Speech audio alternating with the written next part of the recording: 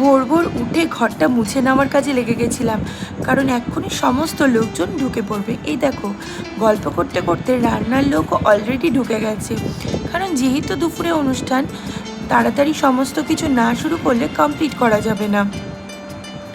এখানটায় জানো তো কাঁচা আম কাটা হচ্ছিল, আর খুব সুন্দর আমের একটা না গন্ধ বেরোচ্ছিল। আমার খুব ভালো লাগে।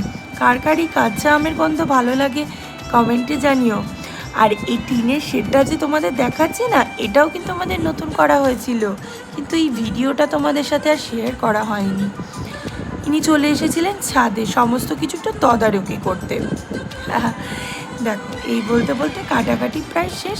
তবে হ্যাঁ, আরও কিছু কাটাকাটি ছিল, সেগুলো পরে করা হয়েছে। আর এই ছিল আমাদের সকালের মেনু, লুচি আর ছোলার ডাল। খেতে কিন্তু খুব টেস্টি হয়েছিল। আমিও তাড়াতাড়ি করে রেডি হয়ে নিয়েছিলাম অনুষ্ঠানের জন্য।